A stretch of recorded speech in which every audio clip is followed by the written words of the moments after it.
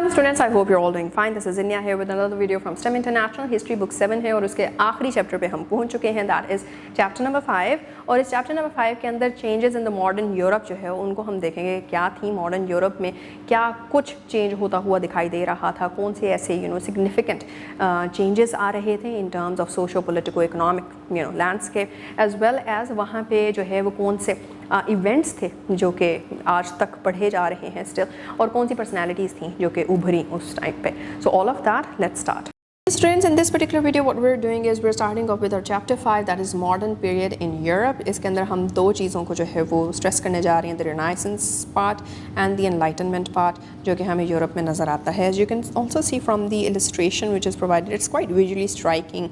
You can see there are a lot of colors, there are a lot of tall buildings, there is a particular architecture जो कि यहाँ पे unique आपको नज़र आ रहा है. Moreover, आप पीछे देख रहे हैं कि there is like a river or a water life as well. वहाँ पे बोट्स बहुत ज़्यादा आपको यूज़ होती हुई जो हैं दिख रही हैं, प्लस पेडेस्ट्रियंस जो हैं वो भी ढेर सारे हैं. एंड देन आप देख रहे हैं कि वहाँ का अपना ही एक तौर का जो है वो पहनना ओढ़ना भी आपको दिख रहा है. So we see that there is a whole socio-economic and cultural dynamics in this particular area. तो इसी के बारे में हमने पढ़ना. Modern period in Europe. Modern period in Europe did not start just as of now, लेकिन ये पीछे चले जाते हैं हम 1450s के टाइम पे. तो अर्ली मॉडर्न यूरोप जो है वो 1450 से लेकर 1789 तक का जो पीरियड है उसको कहा जाता है.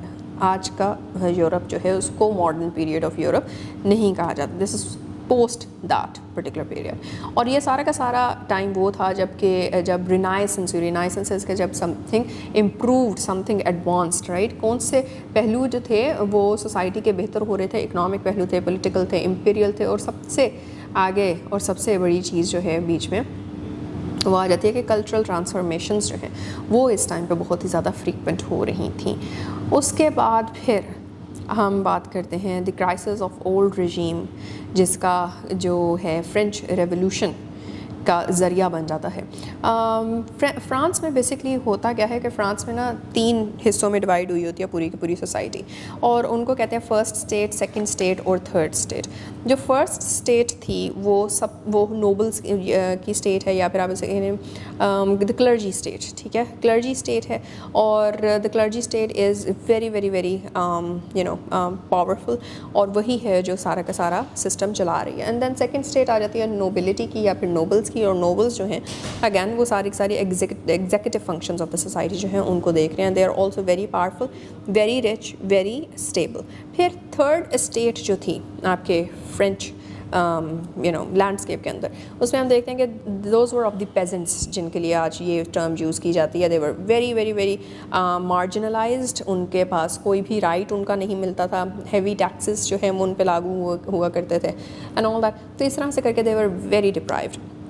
इस वजह से वो सारी इस पर्टिकुलर टाइप ऑफ स्ट्रैटिफिकेशन जो सोसाइटी में उस टाइम पे थी उसको ओल्ड रिजीम कहा जाता है. उस ओल्ड रिजीम की वजह से क्योंकि लोगों पे जो है वो एक तरह का ऑप्रेशन था, तो लोग उसके अगेंस्ट उठे, स्पेशली जब वहाँ पे मिडिल क्लास जो थी वो बनना शुरू हुई. पहले मिडिल क्लास का कोई कॉन्सेप्ट नहीं था, या तो बहुत अमीर लोग थे या बहुत गरीब लोग थे. बीच में मिडिल क्लास जो है वो इमर्ज करना शुरू हुई, और मिडिल क्लास ने उस ओल्ड रिजीम के अगेंस्ट जो है वो रेवोल्यूशन करवा दिया. सो this is all about how old regime culminated in the French revolution. तो इन्हीं चीज़ों को अब हम डिटेल में पढ़ने जा रहे हैं. Let's start with the main events for now. सबसे पहला मेन इवेंट जो है वो रिनाइसेंस का है. रिनाइसेंस एक कल्चरल और एक सोशो पॉलिटिकल मूवमेंट था 15वीं और 16वीं सेंचुरी का. और यहाँ पे टेक्स्ट स्पेशली जो फ़िलासफ़र्स ने लिखे थे, या फिर आइडियाज़ जो कि फ़िलासफ़र्स, राइटर्स या फिर क्रिटिक्स के थे, स्पेशली कल्चरल क्रिटिक्स के, वो लोगों तक पहुँच रहे थे, और उनको जो है वो बहुत ज़्यादा एक एक्सेप्टेंस मिल रही थी इन द मासेस. उसके अलावा इसके अंदर क्या हम देखते हैं कि बेसिक स्टार्ट जो है वो इटली से होता है, और इटली से स्टार्ट होकर पूरे यूरोप में ये रिनाइसेंस फैल जाता है. ये वो टाइम था जब लियोनार्डो डा विंची या फिर माइकल एंजेलो या फिर रफेल नाम के जो आर्टिस्ट्स हैं बड़े बड़े वो सामने आते हैं. تھنکنگ میں, سائنس میں, آرٹ میں, اس طرح کی جتنی بھی آپ کی ڈومینس ہیں اس میں آپ کو بہت زیادہ ایڈوانسمنٹ نظر آتی ہے ہوتی ہوئی. ورلڈ ایکسپلوریشن کا کانسیپٹ جو ہے وہ بہت کامن ہونے لگتا ہے. بہت سے لوگ جو ہیں وہ ورلڈ ٹورز کے اوپر جو ہے وہ جانے لگتے ہیں. تو یہ رینائسنس جو تھی ایک پوری کلچرل ری برتھ تھی جو پورے کے پورے یورپ میں پھیل چکی تھی. پھر کلونیلزم اور امپیریلزم, یہ دو ایسی ٹرمز ہیں جن کی سمجھ جو ہے وہ ضروری ہے. کلونیلزم کیا ہے؟ یورپینز جو تھے وہ جب اگین ہم نے ورلڈ ایکسپلوریشن کی بات کی نا رینائسنس کے اندر کہ یہ بھی کلچرل پارٹ بن گیا کہ ورلڈ ٹور جو ہے وہ بہت کامن ہونے لگا. تو جیسے ہی Europeans during that particular activity وہ کسی نئی جگہ پہ پہنچتے تھے تو وہ وہاں پہ پھر کیا کرتے تھے, وہاں پہ اپنا امپائر بناتے تھے. اپنا امپائر بنانے کے لیے وہ وہاں کے جو سیٹ سسٹمز ہوتے تھے ان کو ختم کرتے تھے اور اپنا سسٹم, اپنا کلچر, اپنے طور طریقے جو ہے وہاں پہ نارملائز کرواتے تھے. اس پرٹیکولر پورے ٹائپ میں پروسیس کو ہم کلونیلزم کہتے ہیں. کلونیلزم جو ہے وہ صرف اور صرف ہم یہ نہیں کہیں گے کہ مطلب پورا یورپ جو ہے وہ سیم نہیں وہاں پہ جو ہے وہ مانا جاتا تھا, بلکہ یورپ میں جتنی بھی ڈفرینٹ ایتھنیسٹیز رہتی ہیں, مطلب وہاں پہ انگلش بھی ہیں, وہاں پہ ڈچ لوگ بھی رہتے ہیں, فرینچ بھی رہتے ہیں, اسپینش, پورچوگیز اور بھی یورپین کنٹریز جتنی بھی ہیں وہ بھی رہتی ہیں. تو ہر کسی نے کہیں نہ کہیں جا کے کوئی نہ کوئی دنیا کا حصہ جو ہے اس کو ایکسپلور کر کے کالونائز کر لیا تھا. اور اس کے اندر Africa, India, Asia, most of the Asia, India کو ہم سب کانٹیننٹ یا سب ایشیا کا پارٹ کہتے ہیں رائٹ, اور آسٹریلیا کے کانٹیننٹ کو بھی جا کے جو ہے وہ انہوں نے کالونائز کر لیا تھا. سب سے زیادہ سفر افریقہ نے کیا تھا, اور یہ بات آپ کی بک میں نہیں ہے لیکن آپ پڑھیں اس کا the scramble of Congo, the scramble of Africa, تو آپ کو اس میں اور بھی انٹرسٹنگ سی چیزیں جو ہیں وہ پڑھنے کو ملیں گی. اچھا جی, یہ جو امپائرس تھے یہ صرف اور صرف گورننگ باڈیز ہی نہیں تھے, بلکہ یہ انٹرنلی اپنے ریلیجن اور کلچر کو بھی جو ہے وہ وہاں پہ شفٹ لے کر آ رہے تھے. لوگوں کا جو دین, ایمان, سمجھ, ان کا رہنا سہنا, طریقہ کار سب کچھ بدل رہا تھا بیکاز آف کلونیلائزیشن.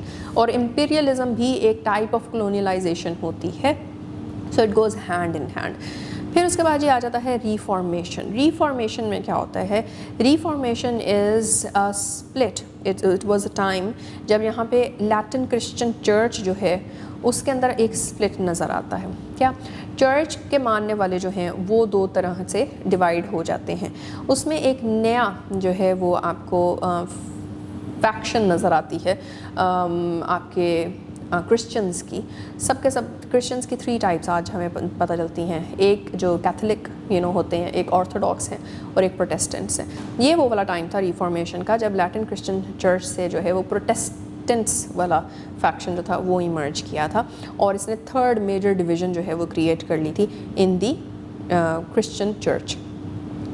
یہ سب کچھ جرمنی میں سٹارٹ ہوا تھا 1517 سے, جب مارٹن لیدر کنگ کے بارے میں آپ نے سنا ہوگا. اس کے آئیڈیلز جو ہیں وہ پھیلے تھے پورے یورپ میں, اور اسی کی پریچنگ کی وجہ سے جو ہے وہ یہ ایک نیا پروٹیسٹنٹزم کے نام کا جو ایک فیکشن ہے وہ علیحدہ ہوتا دکھتا ہے. وائی؟ بیکاز کیتھولک چرچ کی ٹیچنگز اور پریچنگز کے بارے میں Martin leather king goes like کہ یہ صحیح نہیں ہے. تو پھر وہ اس کو سارے کو ریوائز کرتا ہے, اور اس ریویژن کے تھرو جو ہے وہ ہمیں کرسچنس کی ایک علیحدہ برانچ ایمرج ہوتی بھی ملتی ہے, that is that of Protestants. اچھا جی, تو یہ ساری کی ساری جو چیزیں ہو رہی تھیں جس کی وجہ سے چرچ کا اپنا اسٹرکچر بھی آف کورس ریفارم ہو گیا. نئی چرچ بنی, وہ نئی چرچ پروٹیسٹنٹس کی چرچ بن رہی تھی. اب وہاں پہ کیسے چیزیں سکھائی جا رہی ہیں, کیا چیزیں سکھائی جا رہی ہیں؟ یہ کیتھولک اور آپ کا جو آرتھوڈاکس کرسچن آئیڈیا ہے اس سے آف کورس ڈفرینٹ تھیں. اور انہی کے تھرو جو ہے وہ پھر ماڈرن گورنمنٹ بھی شیپ ہو رہی تھی جہاں جہاں جو ان سے لوگ اس کو مان رہے تھے, اور ریلیجیس انسٹیٹیوشنز آف کورس وہ بھی چینج ہو رہے تھے. So these were basically the renaissance, colonialism, imperialism اور ریفارمیشن کے سارے کے سارے ایسپیکٹس. اس کے بعد انلائٹنمنٹ کا پیریڈ کیا تھا؟ انلائٹنمنٹ ایک انٹلیکچوئل اور کلچرل موومنٹ تھی جو کہ 17th اور 18th سینچریز ان دی یورپ جو ہے وہ کافی زیادہ پھیل جاتی ہے. اور اس میں کیا ہو رہا ہوتا ہے کہ بہت ڈھیر سارے تھنکرز, فلاسفرز اپنے آئیڈیاز لے کر آتے ہیں.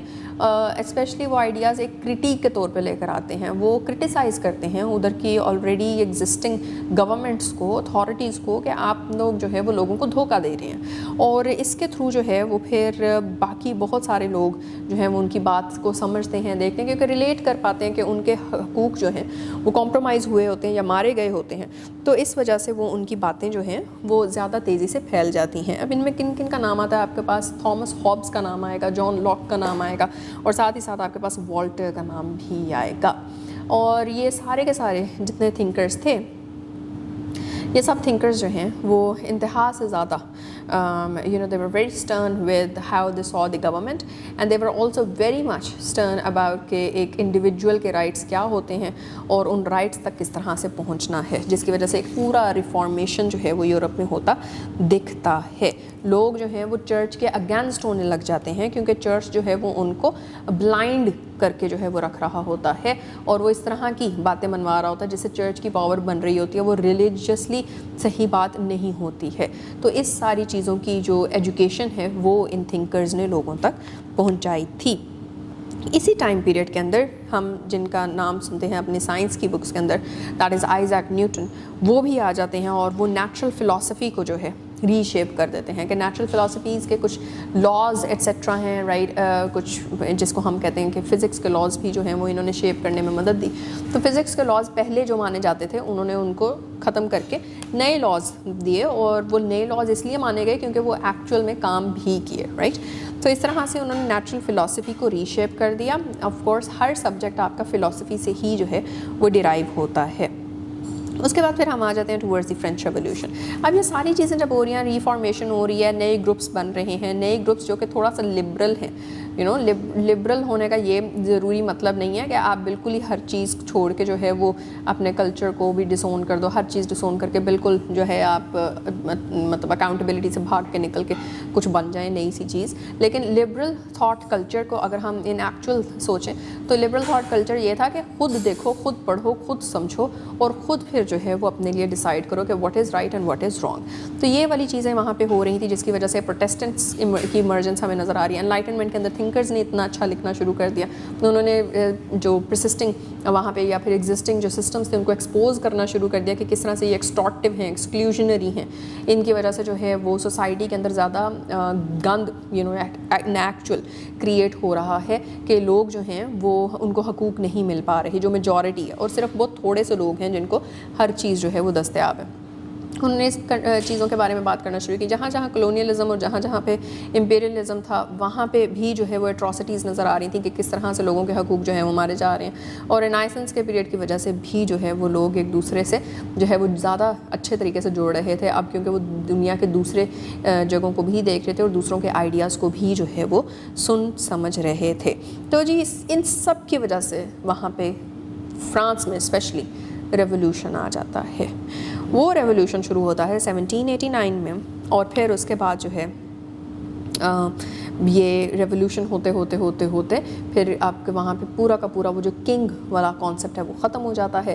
They talk about fraternity, they talk about equality, they talk about justice and they talk about कि किस तरह से एक आम इंसान भी जो है वो आगे आके मुल्क को संभाल सकता है, क्योंकि उसको भी पूरा राइट है कि वो किस तरह से जो है वो ये सोचे और समझे कि एक मुल्क जो है वो किस तरह से चल सकता है और सबके बेनिफिट के लिए किस तरह से काम कर सकता है.